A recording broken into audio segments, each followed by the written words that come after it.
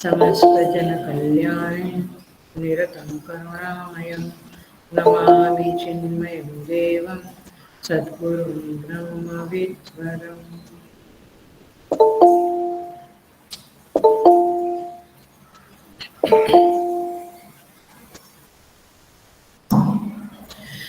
So I welcome all the sadhakas of this Bhavatveshini group Gita Discourses class with great love and great respect.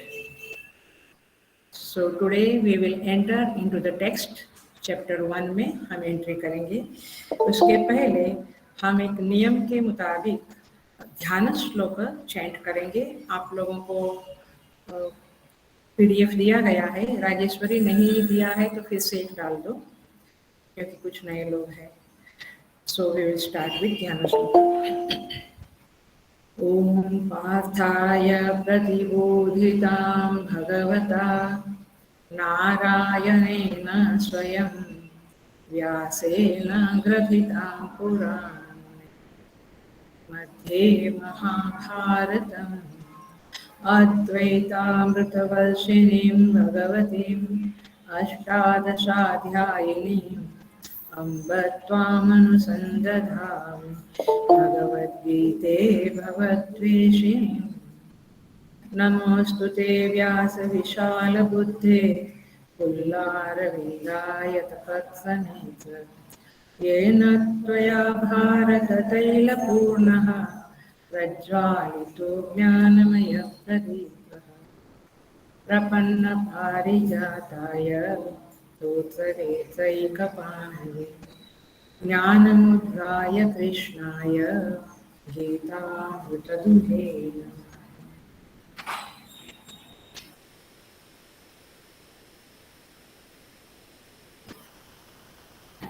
So we had discussed about इस भगवद गीता हमें क्या प्रदान करती है, उसके बारे में 2-3 क्लास से हम डिस्कस कर रहे हैं। पुनः मैं उस बिंदु को उठाती हूँ जिसका सूत्र पकड़ के हम आगे बढ़ेंगे और चैप्टर में प्रवेश करेंगे। बिंदु वही है भगवद गीता का जो एटलीस्ट कुछ समय तक तो मैं वही रखूंगी। रागद्वेष वियुक्तैस्तु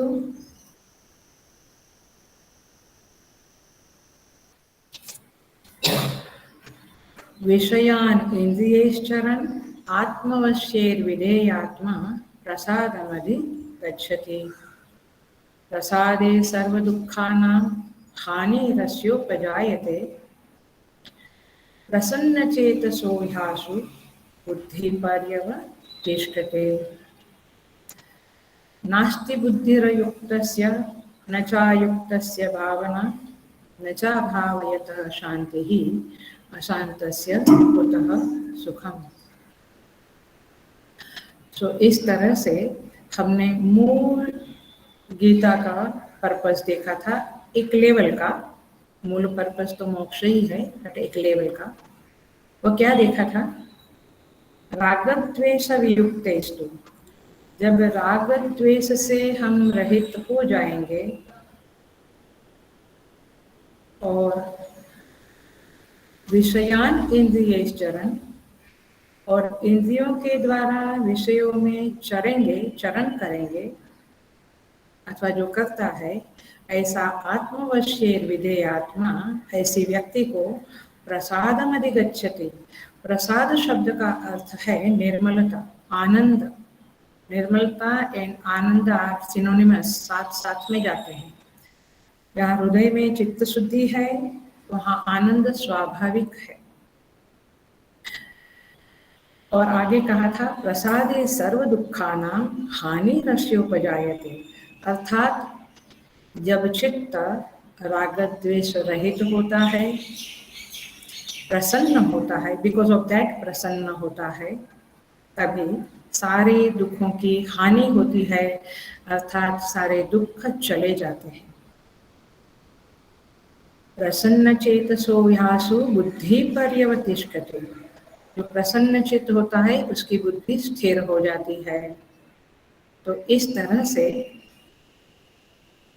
इस मंत्र में कहा है, श्लोक में कहा है, राग द्वेष रहित बनना ही मुख्य प्रयोजन है, माने मुख्य प्रथम साधन है। और तब क्या होगा, दुख चले जाएंगे। तो नास्ति बुद्धिरयुक्तस्य न चाभाव नास्ति बुद्धिरयुक्तस्य न चायुक्तस्य भावना। आप यदि राग द्वेष रहित नहीं बने तो आप युक्त नहीं हुए, आप में भावना भी नहीं होगी। भावना का अर्थ यहाँ है मेडिटेशन, निधिध्यासन। और जब भावना नहीं होगी, न चा भावयतः शांति ही अशांतस्य कुतः सुखम। जब शांति नहीं है, आप में भावना नहीं, मेडिटेटेड स्टेट नहीं, तो शांति नहीं। वो शांति नहीं तो सुख कहाँ से होगा। गेटिंग? ये पकड़ा आपने? हर बार मैं बोलती हूँ, इसको बहुत अच्छी तरह से पकड़ लेना, क्योंकि ये जब आपके चित्त में लक्ष्य के रूप में बैठ जाएगा। हेलो, जीवन में बहुत सारे लक्ष्य होते हैं, आई अंडरस्टैंड, हमें भी होते हैं। गीता चैंटिंग कंपटीशन, प्रोजेक्ट अच्छा होवे, ये होवे, वो होवे, लेकिन ये गौण प्रोजेक्ट है। जब मुख्य लक्ष्य हमारा चित्त की निर्मलता, राग द्वेष राहित्य होगा, तब जीवन में रियल सुख की अनुभूति होगी। जो सच्चा सुख है उसकी अनुभूति होगी। और इसीलिए इस सुख की अनुभूति के लिए, क्योंकि बाकी का सुख तो एक प्रतीति मात्र है, एक क्या बोलते हैं, मृगमरीचिका के समान है। It's not real, it comes and goes, it comes and goes. हमने जीवन भर देखा है कि ऐसा ही सब होता रहता है। तो इसलिए परमानेंट सुख की प्राप्ति के लिए मोक्ष ही है उपाय, परंतु उसके साधन रूप में राग द्वेष वियुक्तस्तु, माने राग द्वेष रहित होना ही उपाय है। हम जो भी गीता में प्रवचन करेंगे अथवा जो भी हम स्वाध्याय करेंगे, उसमें ये मुख्य उद्देश्य रहेगा कि किस तरह से हमारा राग द्वेष कम होवे, कम होवे, कम होवे। राग द्वेष का अर्थ होता है वैराग्य का अभाव। ये जरा अलग भाषा में बोलती हूँ मैं। वैराग्य नहीं है तो राग द्वेष भरपूर है, और राग द्वेष कम है तो वैराग्य भरपूर है। आर यू गेटिंग द समीकरण? इक्वेशन समझ में आ रहा है आपको? सो राग द्वेष का अर्थ यही होता है, किसी चीज में, अगेन मैंने कहा था वो याद रखना, लाइक डिसलाइक वाली बात नहीं है। लाइक तो और डिसलाइक तो सब जगह होते हैं, लेकिन उसके कारण यदि पक्षपात हो जावे, अन्याय हो जावे, फिर वो राग या द्वेष बन जाता है। क्लियर? सो हम कहेंगे कि हमें तो लगता नहीं कि हम किसी से राग द्वेष करते हैं, हमारे कोई ऐसे दुश्मन नहीं है कि जिनका मर्डर करने का मैं सोचता हूँ। वो बात नहीं है, वो तो बहुत दूर की बात है। लेकिन मुख्य बात है कि मेरे चित्त में यदि निर्मलता नहीं है, शांति नहीं है, कंटिन्यूअस कुछ ना कुछ कहीं ना कहीं राग माने उसके प्रति मोह, जहाँ राग है वहाँ मोह है ही। तो ये जो मोह होता है उसके कारण उल्टी बुद्धि होती है। ये सारी जो चीजें हैं ये मेरे चित्त में नहीं होनी चाहिए, ऐसा यहाँ पे कहा गया है। हम धीरे धीरे देखते जाएंगे कि राग द्वेष एग्जैक्टली क्या है। अभी खाली मेन बात को पकड़ के रखो। इस तरह से हमने ये मुख्य बात कही थी, और इसको बार बार दोहराएंगे और बार बार उसको समझेंगे।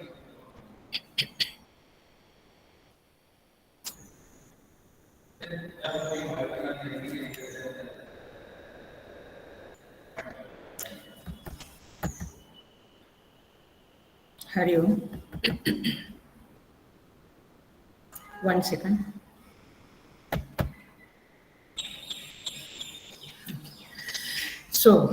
इस तरह से यहाँ पे कहा गया है। अब हम प्रवेश करेंगे, उसके पहले हम एक बात पक्की कर लेते हैं, और एक बात कि finally why should I learn Gita, Gita की महिमा क्या है, गीता क्या चीज है। फाइनली हम कहेंगे हिंदू शास्त्र का एक ग्रंथ है। यस, हिंदू शास्त्र के 3 मुख्य ग्रंथ है, जिसको कहेंगे प्रस्थानत्रयी। प्रस्थानत्रयी में आता है ब्रह्मसूत्र, उपनिषद और गीता। उपनिषद को श्रुति कहते हैं, गीता को स्मृति कहते हैं, और ब्रह्मसूत्र सूत्र कहते हैं। तो ये 3 मेनली आते हैं प्रस्थानत्रयी में, और हर हिंदू को ये 3 ग्रंथ पढ़ना ही चाहिए, ऐसा शास्त्र में कहा गया है। तो इस प्रस्थानत्रयी में जो श्रुति है, उपनिषद है, उसका वातावरण अलग है। वो वन में, जंगल में, गुरुकुल में पढ़ने जैसे ग्रंथ है। लेकिन जो गीता है वो कहाँ कही गई? युद्ध के प्रसंग में कही गई। तो ये युद्ध का प्रसंग माने, मैंने लास्ट क्लास में बताया था, जीवन का जो संघर्ष है उसमें गीता का माने वह गीता का वातावरण है। और उसका अधिकारी भी गृहस्थ, ब्रह्मचारी, वानप्रस्थ सभी लोग हैं, सन्यासी सभी लोग हैं। तो इस तरह से ये श्रुति, स्मृति और सूत्र है। आपको याद दिला देती हूँ, नोटबुक और पेन भी पास में रखना, कुछ कुछ पॉइंट्स लिख लेना। तो ये 3 ग्रंथ जीवन में पढ़ने हैं, और गीता जो है वो हम अभी पढ़ रहे हैं, जो एक युद्ध के संघर्ष के वातावरण में पढ़ी जा सकती, में भी पढ़ी जा सकती है। इस गीता का महिमा क्या है? Finally why we should, Gita का इतना महत्व क्यों हम लोग देते हैं, सारी दुनिया देती है? क्योंकि सुन लेना, समस्त वेदार्थ सार संग्रह भूत, सारे वेदों का जो सार है उसका संग्रह किया गया है गीता में। Are you getting the point? Gita कितनी महत्व की है? सारे वेदों का, 4 वेद है, ऋग्वेद, यजुर्वेद, अथर्ववेद, सामवेद। कई लोगों को मालूम होगा, लेकिन चूंकि इस क्लास में कई नए लोग भी हैं, इसलिए मैं बोल रही हूँ। तो इस तरह से ये चारों वेदों का जो सार संग्रह है वो गीता में बताया गया है। That's why Gita is very very महिमावान है गीता।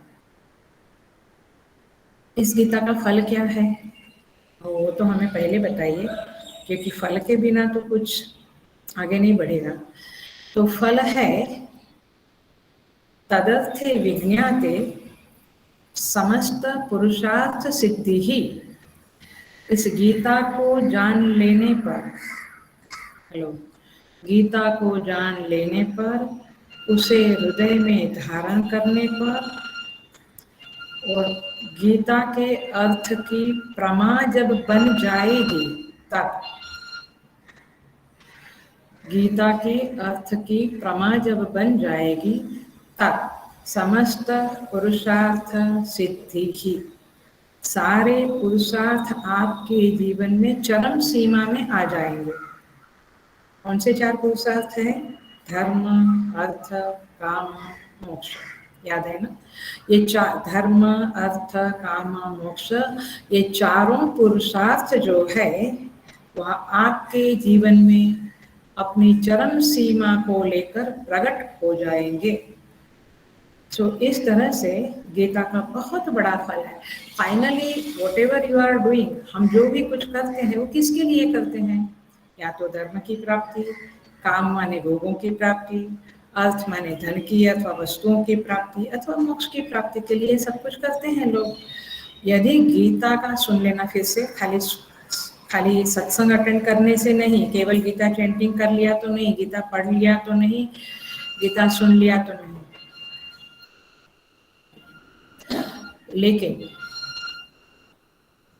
लेकिन गीता के माने चारों अर्थ, धर्म, अर्थ, काम, मोक्ष, ये चारों के चारों आपके जीवन में प्रकट हो जाएंगे तब जब आप गीता के अर्थ को समझेंगे। ऐसे प्रवचनों से गीता के मर्म को, अर्थ को, एसेंस को समझेंगे, उसको हृदय में धारण करेंगे, और हृदय में धारण करके उसकी प्रमा जब आपके चित्त में बनेगी, प्रमा माने स्थिर बुद्धि, वो प्रमा जब बनेगी तब जाकर आपके जीवन में चारों के चारों पुरुषार्थ प्रकट हो जाएंगे, अपनी सीमा में स्वयं के आपके पास आ जाएंगे, चरम सीमा में प्रकट हो जाएंगे। तो ये है गीता के फल की सिद्धि। प्लीज बी वेरी क्लियर कि हम क्या कर रहे हैं, उसका क्या फल हम चाहते हैं। हेलो, जनरली हम फल क्या चाहते हैं, बहुत बड़े बड़े फल चाहते हैं, लेकिन क्या करने से वो फल मिलेगा उसकी क्लैरिटी हम नहीं करते हैं, उसकी क्लैरिटी हम नहीं करते हैं। तो क्लैरिटी ये है कि गीता के मर्म को जानना, उसको समझना, हृदय में धारण करना, फिर उसकी प्रमा बने, उसके बारे में स्थिर बुद्धि बने, कन्विक्शन बने, तब जाकर, और कन्विक्शन बनेगा, बिलीफ बन जाएगी आपकी, तो फिर वो जीवन में आचरण में आएगा ही आएगा। जीवन में क्यों नहीं आता है? क्योंकि कन्विक्शन नहीं होता है चीजों के बारे में। सत्य बोलना चाहिए, सत्यम वद कहा वेदों ने, लेकिन मुझे कन्विक्शन नहीं है, इसलिए मेरे जीवन में सदा सत्य विराजमान नहीं है। आता है समझ में? मेरे जीवन में झूठ है, हिंसा है, लोभ है, ईर्ष्या है। क्यों? क्योंकि ये सबके चले जाने से क्या मिलेगा इसका कन्विक्शन नहीं है। जब इसका कन्विक्शन हो जाएगा तो ये चीजें अपने आप निकल जाएगी। सो गीता के अर्थ का कन्विक्शन होने के बाद समस्त पुरुषार्थ सिद्धि ही ये आपके जीवन में प्रकट होगा, ये उसका फल है। चौथी बात हम करते हैं प्रयोजन। श्रीमद् भगवद गीता का प्रयोजन क्या है? तो प्रयोजन वैसे तो 2 है, वैसे 3 है, वैसे 2 है, वैसे 3 है। सबसे पहला प्रयोजन है गीता का, आपको प्रवृत्ति लक्षण और निवृत्ति लक्षण के बारे में बताया। प्रवृत्ति लक्षण और निवृत्ति लक्षण के बारे में बताया। प्रवृत्ति लक्षण माने क्या? देहात्म भाव के साथ, देहात्म भाव के साथ माने देह बुद्धि के साथ जब हम प्रवृत्ति करते हैं, देह बुद्धि माने देह के साथ तादात्म्य करके, माने I am not the body, I am not the mind, I am not the intellect, लेकिन मैं सोचता हूँ कि मैं बुद्धि, मैं और बुद्धि एक है, इसलिए मैं कभी कभी कहता हूँ I am very intellectual, intelligent, and कभी कभी मैं कहता हूँ आई एम वेरी स्टूपिड, कभी कभी मैं कहता हूँ आई एम वेरी ओल्ड, कभी कभी मैं कहता हूँ no I feel very young. ये क्यों ऐसा कहते हैं? I feel young, I feel old क्यों कहते हैं? क्योंकि हमें लगता है कि देह ही मैं हूँ, बुद्धि ही मैं हूँ। तो इसीलिए देहात्म भाव के साथ जब हम कार्य करते हैं उसे कहते हैं प्रवृत्ति लक्षण। इसलिए बी वेरी वेरी क्लियर, ये क्लासेस आपको क्लैरिटी देने के लिए है, न कि बहुत इंफॉर्मेशन देने के लिए। तो जब आपके अंदर ये देहात्म भाव है और फिर आप जो भी करते हैं वो प्रवृत्ति ही है, चाहे आप शांत बैठे रहें, चाहे आप जप करें, चाहे आप ध्यान करें, ये प्रवृत्ति लक्षण ही होता है। और निवृत्ति लक्षण क्या है? निवृत्ति लक्षण ये है, जस्ट वन सेकेंड, जब देहात्म भाव है तो प्रवृत्ति लक्षण होता है। जब आप देहात्म भाव से रहित हो जाते हैं तो फिर आप में निवृत्ति लक्षण होता है, अर्थात कि तब आप निवृत्ति वाले कहे जाएंगे। तो निवृत्ति लक्षण से साधना कैसे करनी है, प्रवृत्ति लक्षण से साधना कैसे करती है?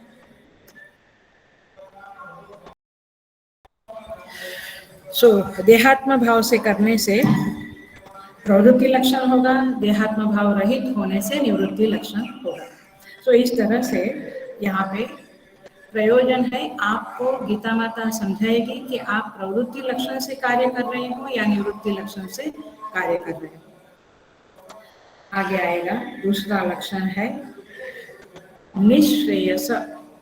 निःश्रेयस का अर्थ होता है मोक्ष। निःश्रेयस का अर्थ होता है मोक्ष। तो मोक्ष ही गीता का मुख्य प्रयोजन है, अर्थात कि इस जन्म मरण के चक्कर से छूट जाना और अत्यंतिक दुख की निवृत्ति हो जाना, ये है गीता का मुख्य प्रयोजन। And I think we all need this, हम सब यही चाहते हैं। तो इस तरह से गीता का ये प्रयोजन हुआ। दूसरा, तीसरा प्रयोजन एक है जो श्रीमद् भगवद गीता के भाष्य में बताया गया है, वो ये है परमार्थ तत्व। अब जरा समझना, परमार्थ तत्व क्या है। परम अर्थ जीवन में क्या है, तो आनंद है, करेक्ट। हमारे जीवन में परम अर्थ माने परम चाहना क्या है, अर्थ माने चाहना, जो मैं चाहता हूँ, जो मेरी कामना है, तो क्या है, तो वह है परम अर्थ। मेरे आनंद की कामना ही जीवन में मुख्य कामना है। तो परमार्थ तत्व माने वो परम आनंद की कामना ही गीता का लक्ष्य है। आप जरा समझ लेना शांति से। सो परमार्थ तत्व माने परम आनंद की कामना, लेकिन परम आनंद स्वरूप कौन है, श्री कृष्ण। तो श्री कृष्ण ये गीता का लक्ष्य है। प्रवृत्ति लक्षण निवृत्ति लक्षण द्वय धर्म, दो धर्म ये गीता का लक्षण है। वो आपको समझाएंगे ये दो धर्म के बारे में। अर्थात ज्यादा नहीं सोचना, कर्मयोग एवं ज्ञान योग। प्रवृत्ति लक्षण माने कर्मयोग, निवृत्ति लक्षण माने ज्ञान योग। ये दोनों योग के बारे में गीता समझाएगी और मोक्ष के बारे में भी गीता आपको समझाएगी। तो इस तरह से यहाँ पे ये तीन प्रयोजन के बारे में गीता में बताया गया है। हम आगे बढ़ेंगे।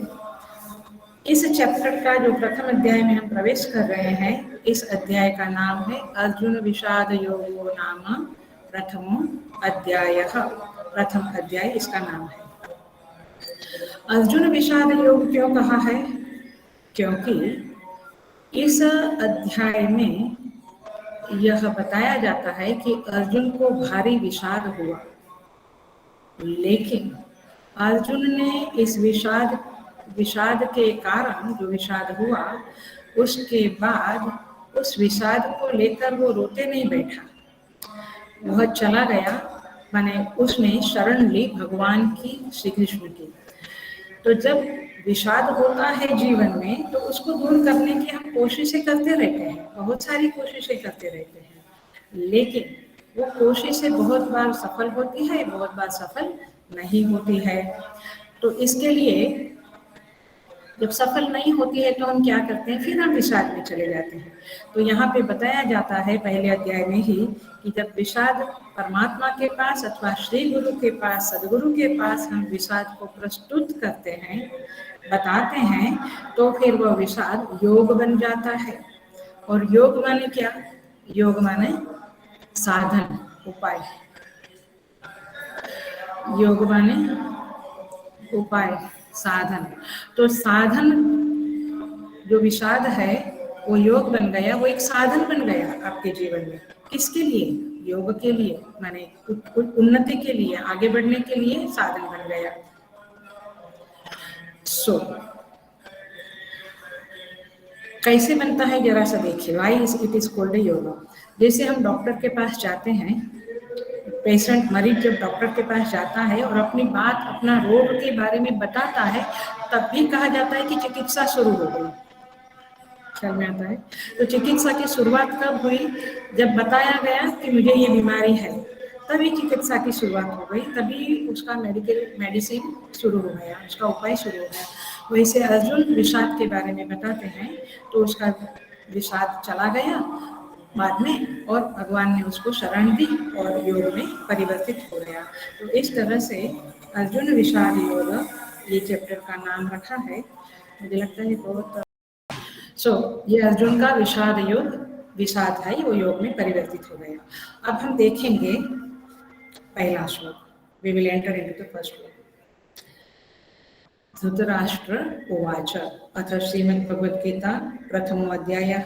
धृतराष्ट्र उवाच, धर्मक्षेत्रे कुरुक्षेत्रे समवेतायुयुत्सवः मामकः पाण्डवाश्चैव किमकुर्वत संजय। क्या कहते हैं, धर्म, हे संजय, यहाँ पे जो संबोधन है वो संजय को है। हे संजय, धर्मभूमि कुरुक्षेत्र में युयुत्सवः, युद्ध की इच्छा वाले, जो मेरे नाम का पांडवा, जो मेरे और पांडवों के पुत्र इकट्ठे हुए हैं, समवेता माने इकट्ठे हुए हैं, किम अकुर्वत, उन्होंने क्या किया, ऐसा धृतराष्ट्र संजय को पूछता है। धर्म क्षेत्र कुरुक्षेत्र, धर्मभूमि कुरुक्षेत्र में जो मेरे बच्चे कौरव और पांडव जो इकट्ठे हुए हैं, और युद्ध की इच्छा करने वाले सारे लोग जो इकट्ठे हुए हैं, उन लोगों ने क्या किया, ऐसा धृतराष्ट्र का प्रश्न है संजय को। आपको लगेगा ये बड़ा सिंपल श्लोक है, अम्मा जी इसके ऊपर क्या बोलेगी अथवा इसके ऊपर क्या विचार करना है। हाँ, इकट्ठे हो गए, लेकिन हम दुख शब्द के ऊपर बोलेंगे, एक धर्म क्षेत्र शब्द के ऊपर और एक युयुत्सवः शब्द के ऊपर हम बोलेंगे। तो देखिए, धर्म क्षेत्र शब्द का अर्थ क्या है। धर्म क्षेत्र माने एक्चुअली ये युद्ध क्षेत्र है, लेकिन उसको धर्म क्षेत्र क्यों कहा, दिस इज द क्वेश्चन। और इसी तरह से, हेलो ध्यान से सुनना, इसी तरह से हमारे जीवन में भी युद्ध क्षेत्र चलता रहता है, राइट। लेकिन ये युद्ध क्षेत्र को मैं धर्म क्षेत्र कैसे बनाऊं, ये जरा सा हम समझेंगे। ये युद्ध क्षेत्र जो है उसको आप समझ लो, जैसे इसको हम थोड़ा सा समझना पड़ेगा। युद्ध को धर्म के रूप में स्वीकार किया गया है, ऐसा यहाँ पे समझना पड़ेगा।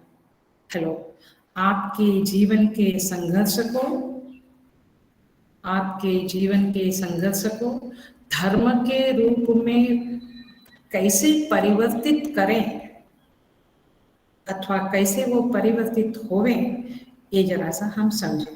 क्योंकि संघर्ष तो है ही, संघर्ष माने युद्ध तो है ही, लेकिन मेरा युद्ध धर्मयुक्त है कि अधर्मयुक्त है, कैसे जाने हम। बहुत बार बहुत अस्पष्टता है, अज्ञान है हमें हमारे व्यवहार के बारे में। तो समझना,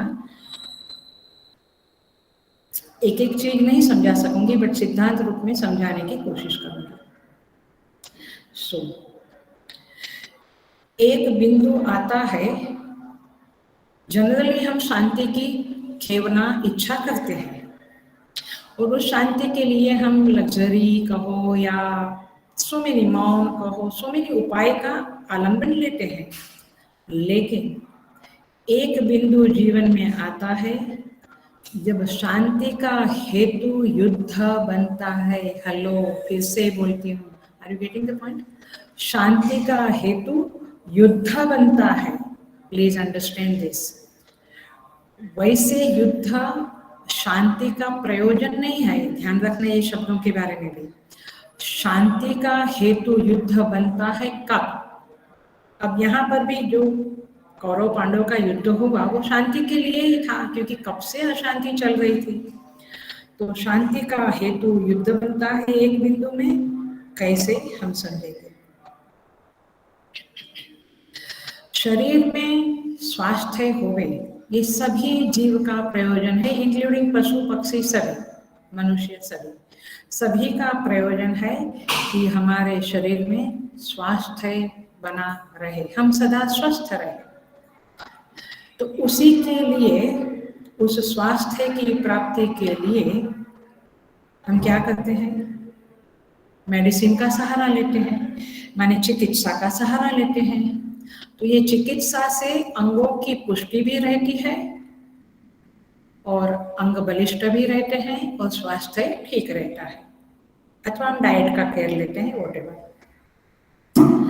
लेकिन जब शरीर में कुछ ऐसी परिस्थिति आती है कि उस शरीर के किसी अंग को काटना पड़ता है, तब ही हम स्वस्थ रह सकेंगे। होता है ना ऐसा, सर्जरी। बहुत बहुत देर तक हम राह देखते हैं, लेकिन आखिर में एक बिंदु आता है जीवन में कि नहीं, ये सर्जरी किया तो ही शरीर स्वस्थ रहेगा, जिंदा रहेगा। तो इसलिए सर्जरी करनी पड़ती है, अर्थात अंग छेदन करना पड़ता है। तो अंग पुष्टि भी चिकित्सा का हेतु है और अंग छेदन भी चिकित्सा का एक भाग है, अंग पुष्टि और अंग छेदन। तो इस तरह से जब समाज का, अब देखो ये शरीर की बात करी मैंने, अब हम करेंगे अंग, अब हम करेंगे समाज की बात। तो समाज में जब पुष्टि करनी होती है तो धर्म, यहाँ चिकित्सा लिया या धर्म लो, तो धर्म का आलंबन लेना पड़ता है। धर्म के द्वारा समाज पुष्ट होता है, बलिष्ठ होता है, स्वस्थ होता है। लेकिन जब समाज में बिगाड़ आता है, कुछ बदी आती है, कुछ विकार आता है, कुछ अनारोग्य आता है, तब जैसे इधर अंग छेदन है वैसे इधर युद्ध है। युद्ध रूपी कर्म को करना पड़ता है। और फिर युद्ध रूपी कर्म माने अंग छेदन, जो समाज में बदी फैलाने वाले, विकार फैलाने वाले, दुष्टता फैलाने वाले लोग हैं, उनका नाश करना पड़ता है। जैसे किसी अंग के कारण सारे शरीर में विकार आ जाएगा, सारे शरीर को नुकसान होगा, तो उस अंग को काट देते हैं। वैसे यदि समाज में किसी एक ग्रुप के कारण, एक प्रकार के समाज के कारण, समाज में भी अनेक समाज छोटे छोटे होते हैं, एक समाज के कारण यदि समस्त मानव जाति को, समस्त लोगों को नुकसान पहुंचता है, तो उस समाज का नाश करना, यह जैसे उधर डॉक्टर का डिसीजन बन जाता है, वैसे यहाँ नीतिकार लोगों ने भी यह डिसीजन ले लिया है कि युद्ध करना ही आखिरी उपाय है। तो इसीलिए जिससे कैंसर होता है तो उस अंग को काट देते हैं वगैरह वगैरह। तो उसी तरह से ये समाज में जब कैंसरस ग्रोथ हो जाती है तो फिर उस समाज का नाश करना युद्ध करके यही एकमात्र उपाय बच जाता है। और इसीलिए यह वैसे तो धर्म क्षेत्र माने वैसे तो यह युद्ध क्षेत्र है, लेकिन उसको धर्म क्षेत्र कहा। आप समझ में आया क्यों धर्म क्षेत्र कहा? क्योंकि उस युद्ध को करके उस समाज का जो एक अंग जो नुकसान करने वाला है, जो अन्याय करने वाला है, उस अंग को काट देना ही बेहतर होगा। और इसीलिए यह युद्ध क्षेत्र को धर्म क्षेत्र कहा गया है। लेकिन युद्ध एक उपाय नहीं है, युद्ध अंतिम उपाय है। बहुत सारी समझाने के बाद, बहुत सारे साम दाम दंड भेद करने के बाद जब वो समाज सुधरता नहीं है या शरीर का वो अंग सुधरता नहीं है, तब अंग छेदन कर देते हैं, सर्जरी कर देते हैं। वैसे उस समाज की भी सर्जरी हो जाती है, युद्ध करके उसका नाश कर दिया जाता है। तो इस तरह से और फिर समाज को स्वस्थता प्राप्त होती है। सो अंग पोषण और अंग छेदन दोनों चिकित्सा से होता है। हेलो, वैसे समाज का धर्म पोषण माने समाज का पोषण और समाज का छेदन माने समाज को, उस समाज को काट देना, उसको नष्ट कर देना, दोनों ही समाज के स्वास्थ्य के रिक्वायरमेंट है, जरूरत है, आवश्यकता है। और इसलिए युद्ध का यहाँ पे शुरुआत हो रही है, इसी पृष्ठभूमि में शुरुआत हो रही है। और ऐसा युद्ध क्षेत्र को धर्म क्षेत्र कहा जाता है। Are you getting? ये धर्म क्षेत्र हम पढ़ ले, धर्म क्षेत्र कुरुक्षेत्र समवेतायुयुत्सव, लेकिन ये धर्म क्षेत्र क्यों कहा भाई? यहाँ तो युद्ध हो रहा है, युद्ध की घोषणा हुई है, युद्ध का नाद बजना शुरू हो गया है, शंखनाद शुरू हुआ है, इसको धर्म क्षेत्र क्यों कहा? तो इसलिए कि यह युद्ध शांति का प्रस्थापित करने वाला कर्म है और इसलिए वह कर्म योग है और इसलिए यह धर्म क्षेत्र है। शांति की स्थापना के लिए श्री कृष्ण भगवान 3 बार शांति दूत होकर गए थे। बाकी सबने भी बहुत कुछ समझाया था दुर्योधन को, लेकिन चूंकि किसी भी तरह से वह समझा नहीं, तब जाकर ये अंतिम उपाय करना पड़ा। तो इसीलिए यह धर्म क्षेत्र शब्द कहा गया है। अब देखिए, अब मैं और थोड़ा सटल में जाती हूँ। वैसे लगता है कि गीता इजी है, और जो कोई ऐसे सीधा सीधा समझाएंगे वहाँ इजी लगेगा, लेकिन मैं थोड़ा खोलूंगी, किसी किसी श्लोक को खोलूंगी, बाकी सब ऐसे ही चले जाएंगे हम। आप चिंता नहीं करना कि ऐसे जाएंगे तो गीता कब पूरी होगी।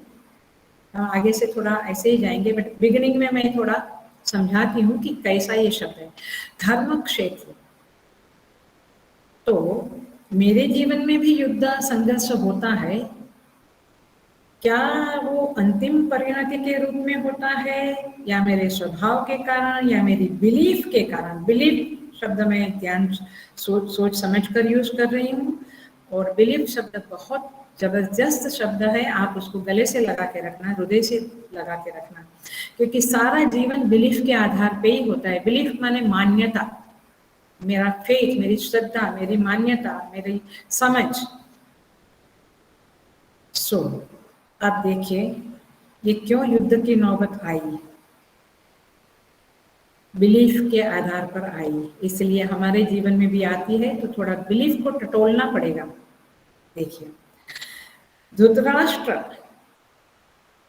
विचित्र वीर्य का ज्येष्ठ पुत्र था, और उसका हक था कि वह राजा बने, हस्तिनापुर का राजा बने, ये उसका हक था। लेकिन नीति शास्त्र यह कहता है कि जब कोई अंगहीन होता है, वो अंधा था, आप सबको पता है, जब कोई अंगहीन होता है तो वह राजा नहीं बन सकता है। अंगहीन को राजा बनाना नहीं चाहिए, और इसीलिए भीष्म, द्रोणाचार्य वगैरह बड़े लोगों ने पांडु को राजा बनाया। लेकिन जब पांडु की मृत्यु हुई और पांडु के पुत्र छोटे थे, तो फिर से धृतराष्ट्र के हाथ में हस्तिनापुर की कमान आई, और उसने डे वन से, भले वो पांडु को, भले नीतिकारों ने कहा था कि वो राजा नहीं बन सकता है, बट उसकी बिलीव थी कि मैं ही राजा हूँ, ये लोग मुझे छल कपट करके पांडु को राजा बनाया। लेकिन परमात्मा ने देखो, पांडु को मृत्यु हो गई, और परमात्मा ने देखो पुनः मेरे हाथ में ये हस्तिनापुर की कमान सौंप दी। तो अर्थात उसकी बिलीव थी कि मैं ही वैध रूप से राजा हूँ, और यही बिलीव है, यही बिलीव उन्होंने अपने पुत्र दुर्योधन के मन में डाल दी थी, जहाँ पे दुर्योधन के मन में, अंतःकरण में ये पक्की समझ बन गई थी कि मैं ही वास्तव में हस्तिनापुर का राजा बनने को अधिकारी हूँ, न कि युधिष्ठिर। तो इस तरह से जब ये समझ दुर्योधन के मन में हुई, तब तो वो पांडु को 5 गांव देने को भी मना कर दिया था उसने, क्योंकि ही वॉज बिलीविंग कि ये राज्य मेरा है, मैं ही एक राजा हूँ। और उस समय में जैसे खेती का बंटवारा होता है, वैसे राज्य का बंटवारा वैसे नहीं होता था, एकमात्र राजा रहता था।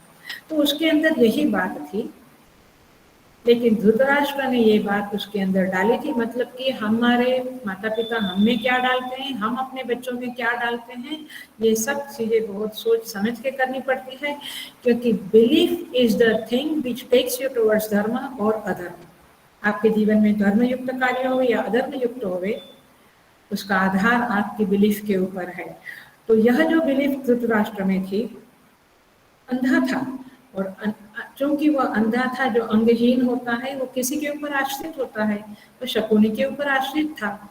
तो वास्तव में एक नियम है, ये भी जान ले, बहुत जरूरी नियम, बहुत ही इंपॉर्टेंट नियम है, जान ले। The authority and the responsibility go together. जिम्मेवारी और अधिकार दोनों साथ साथ में जाता है, मतलब एक ही व्यक्ति में होना जरूरी है। अधिकार किसी के पास है और जिम्मेवारी किसी के पास है, तो जीवन में असमतुला आती है, माने कि इम्बैलेंस आ जाता है, इम्बैलेंस आ जाता है।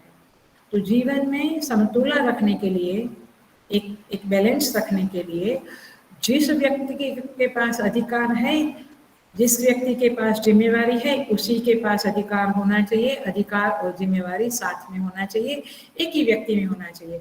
तो राजा के पास जिम्मेवारी होती है राज्य की, तो अधिकार भी उसके पास होना चाहिए, लेकिन चूंकि वो अंगहीन था, अंधा था, इसलिए वो अथॉरिटी शकुनी के पास चली गई, सारे अधिकार शकुनी के पास, सारे डिसीजन वो लेता था, विचार विमर्श वो करता था और जिम्मेवारी इसके ऊपर रही। सो इस तरह से ये इम्बैलेंस होने के कारण सारा कुछ गड़बड़ हो गया। और यही समझ उसने दुर्योधन को दी थी कि तुम राजा हो, तो ये गलत समझ दी थी और ये अथॉरिटी और रिस्पॉन्सिबिलिटी बंट गई थी, विभाजन हो गया था। ये दो कारण था जिसके कारण ये युद्ध का प्रसंग आया। आपको समझ में आता है ये युद्ध क्षेत्र क्यों बना? क्योंकि ये सारी बिलीफ के कारण बना और ये नियम का उल्लंघन होने के कारण बना। जीवन में देखना, जब संघर्ष होता है तो मेरी बिलीफ सिस्टम क्या है और ये नियम का पालन क्या किया जाता है, जिम्मेवारी एंड अधिकार गो टुगेदर। यदि ये नहीं है तो युद्ध के प्रसंग ज्यादा आने की संभावनाएं बन जाती है। तो इस तरह से धर्म क्षेत्र कुरुक्षेत्र, एक शब्द समझाया। One more word I will take, युयुत्सवः। युयुत्सव माने युद्ध की इच्छा वाले। क्यों युद्ध की इच्छा हुई? दोनों पक्षों में युद्ध की इच्छा थी, तब तो दोनों सामने आकर खड़े हो गए। दुर्योधन में युद्ध की इच्छा इसलिए थी कि वो, आपको पता है जब भगवान कृष्ण गए थे शांति दूत बनकर और 5 गांव की मांग की थी कि 5 गांव दे दो इन लोगों को। वैसे तो कर्ण को भी दिया था उसने, थोड़ा सा कुछ इन पांडवों को दे दो। वो नहीं माना और उसने क्या कहा, सुई की नोक के बराबर भी जमीन में नहीं दूंगा। याद है ना आपको? याद है ना? सुई की नोक के बराबर जमीन नहीं दूंगा। और इसलिए उसने कहा यदि चाहिए उतनी भी जमीन तो युद्ध करो और अपने बल पे विजय प्राप्त करके जमीन लो, ऐसे में जमीन नहीं दूंगा। ये हुआ दुर्योधन का पक्ष। लेकिन अर्जुन का पक्ष देखो, उन लोगों में युयुत्सव क्यों हुआ, युद्ध की इच्छा क्यों हुई? क्योंकि पांडवों के दिल में, हृदय में इतने घाव थे जिसकी आप कल्पना नहीं कर सकते हैं। हद के बाहर घाव उन्होंने सहन किए थे।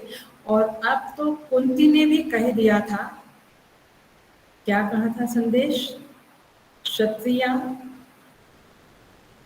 माने क्षत्रियानी जिसके कारण सूते, क्षत्रिया यदर्थे सूते तददीनम आगतम।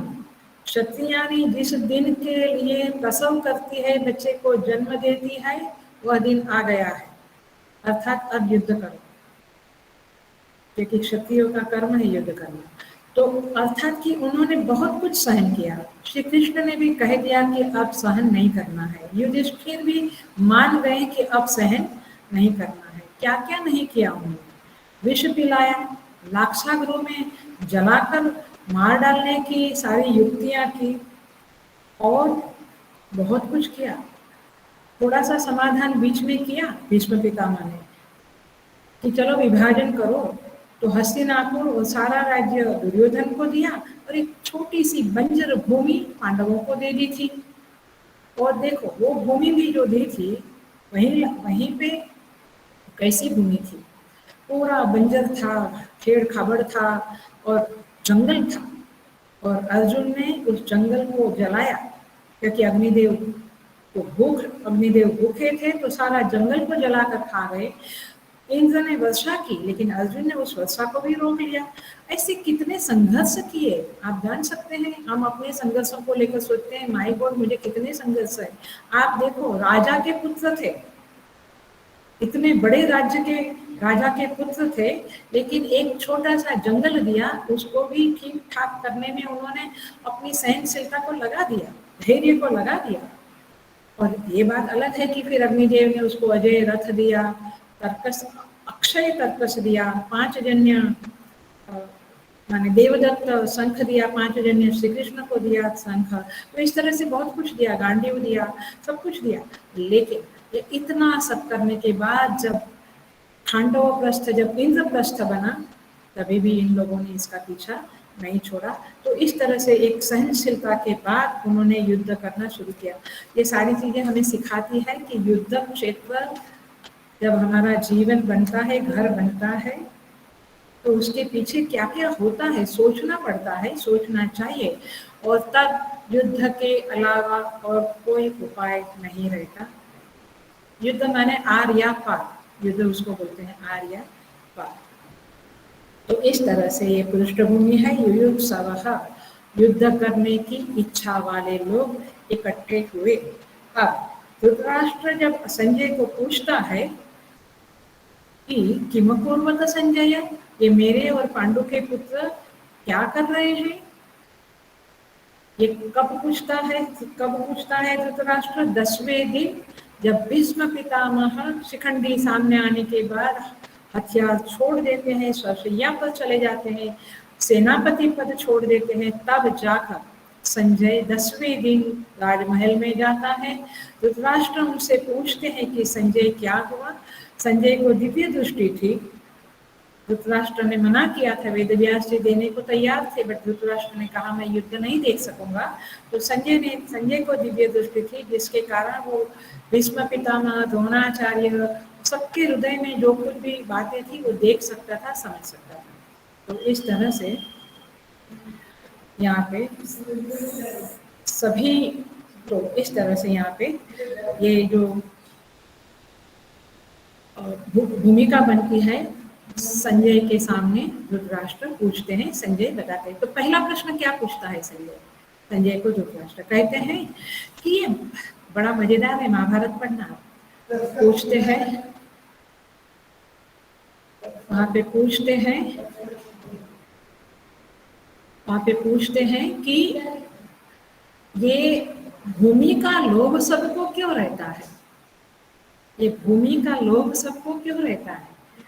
तो फिर संजय कहता है कि ये भूमि में खास कुछ है। क्या क्या है वो समझाता है, सप्तद्वीपों का वर्णन करता है, वो सारी बातें करते हैं। उसके बाद फिर ये बताता है संजय, क्या बताता है? धर्म क्षेत्र कुरुक्षेत्र। अब एक और शब्द हम लेते हैं, कुरुक्षेत्र नाम क्यों पड़ा ये भूमि का? ये जगह को कुरुक्षेत्र क्यों कहते हैं? तो कुरुक्षेत्र एक तीर्थ है जिसको समंत पंचकम भी कहते हैं। और इस तीर्थ में जब ग्रहण आता है, सुनना, क्योंकि हम लोग तो ग्रहण भी नहीं मानते, श्राद्ध भी नहीं मानते, मंदिर भी नहीं मानते, कई लोग कुछ नहीं मानते, सुनना।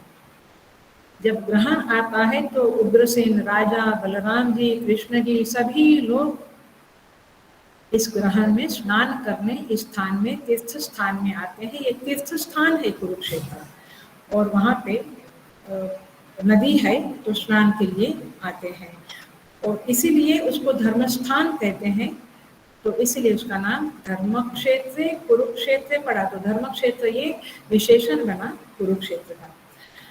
तो इस तरह से यहाँ पे धर्म क्षेत्र कुरुक्षेत्र समवेता युयुत्सवः।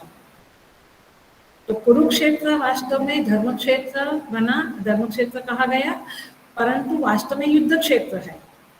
तो युद्ध जो चीज है वो युद्ध तब होता है जब अंतिम निरुपायता आती है, तभी युद्ध करना होता है। ये याद रखना है यहाँ पे, तो ये हमारे जीवन में भी याद रखना है। और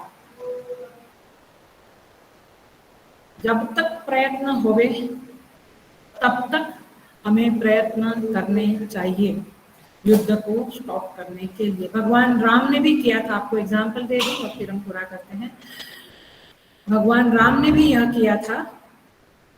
पहले हनुमान जी को भेजा था दूत बनाकर, और फिर अंगद को भी भेजा था, लेकिन जब रावण नहीं माना तब जाकर युद्ध का आह्वान हुआ था। तो इस तरह से यहाँ पे कहा जाता है धर्म क्षेत्र कुरुक्षेत्र समवेता युयुत्सवः। नियमों को ध्यान में रखते हुए, authority and responsibility go together, और ये बात समझते हुए कि युद्ध क्यों हो रहा है, युद्ध की नौबत क्यों आई है, उसके पीछे के रीजन देखते हुए सब समझ के, समालोचना करके, विचार करके फिर आपको युद्ध करना चाहिए। तब तक युद्ध नहीं, युद्ध माने आर पार नहीं करना चाहिए। तो इस तरह से यहाँ पे पहला मंत्र, पहला श्लोक पूरा होता है। और यहाँ पे कहते हैं युयुत्सव शब्द का और एक अर्थ है कि युद्ध की इच्छा वाले, अर्थात सभी लोग युद्ध के लिए तत्पर थे, उत्सुक थे, प्रोत्साहित थे। कोई डर नहीं था वहां पे, किसी को जबरदस्ती युद्ध करने का ऐसा नहीं था। एवरीबडी वॉज वेरी उत्सुक, क्योंकि जो कौरव पक्ष के लोग थे वे जानते थे कि हमारे राजा सही है और इसलिए उनमें उत्साह था।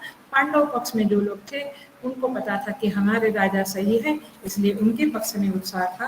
तो इस तरह से यहाँ पे उत्साहित होकर लोग इकट्ठे हुए हैं और संजय उनको रिकॉर्डिंग दे रहा है, माने बता रहा है कि क्या होना है। तो अब संजय कहता है, मैं एक श्लोक करके पूरा करती हूँ।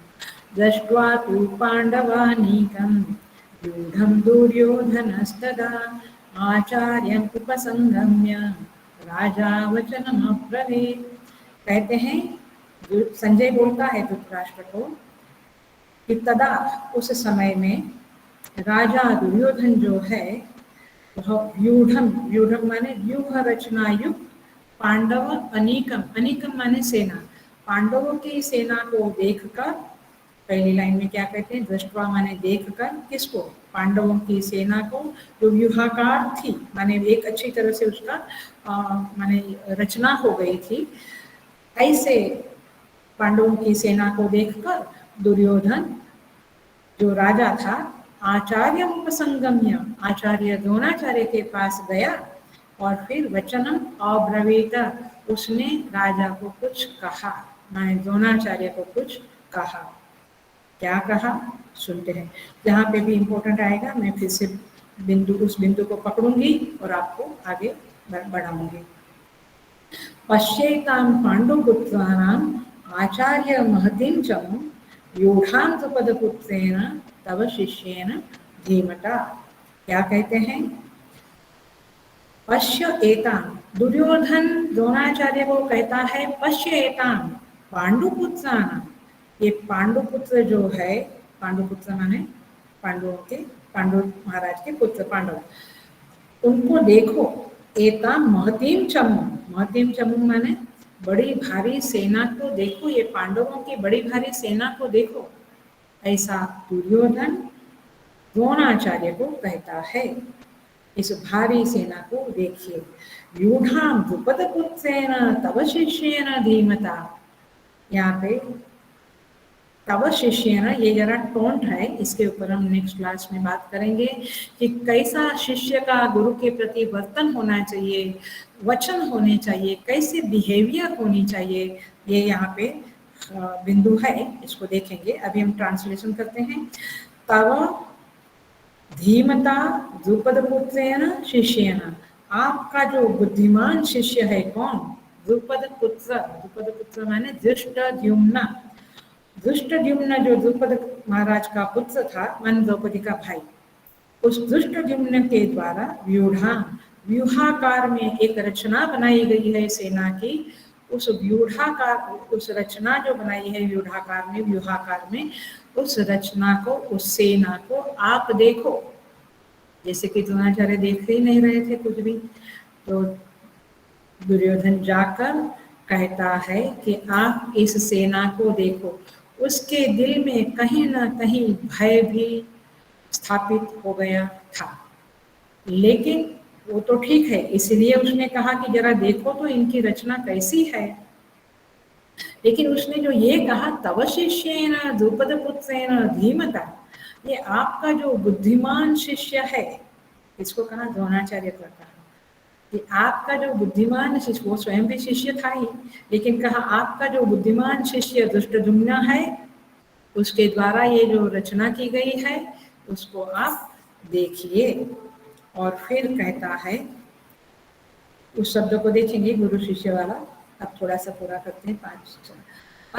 अत्र शूरा महे श्वासा भीमार्जुन समायुधि युयुधानो विराटश्च द्रुपदश्च महारथः दुष्टकेतुश्चेकितानः आशिराजश्च वीर्यवान् पुरुजित् कुन्तिभोजश्च शैब्यश्च नरपुङ्गवः युधामन्युश्च विक्रान्तः उत्तमौजाश्च वीर्यवान् सौभद्रो द्रौपदेयाश्च सर्व एव महारथाः।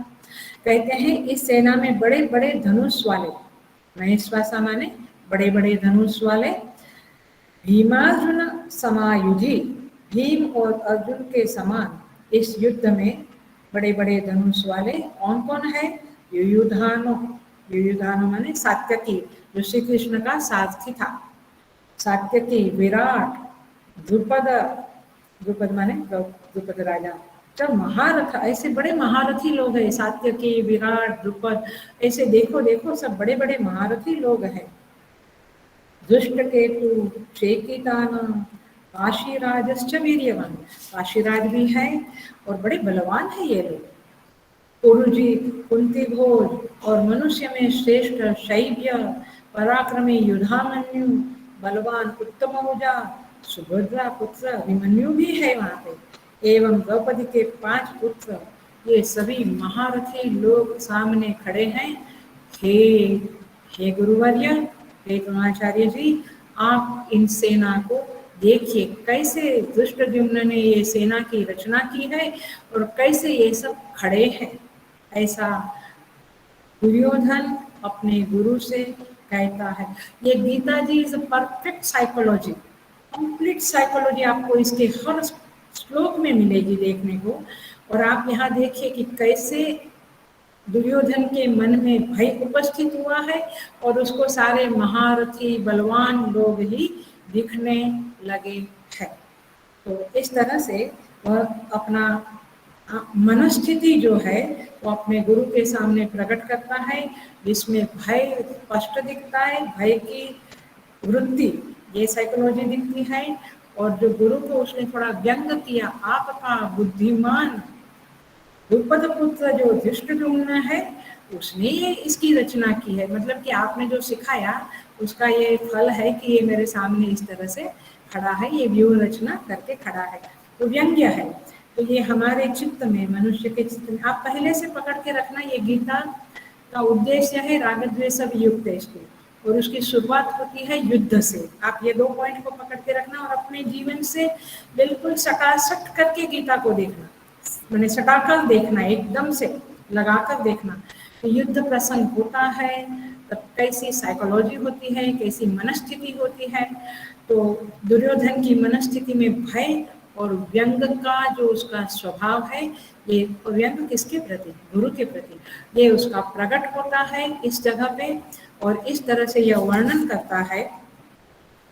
और फिर कहता है अस्माकं तु विशिष्टा, ये 7वां श्लोक, तान निबोध द्विजोत्तम, हे ब्राह्मण श्रेष्ठ, अपने, फिर वो एकदम समझ जाता है कि why I should be fearful. तो कहता है अपने पक्ष में भी जो प्रधान योद्धे हैं उनको भी आप समझ लीजिए।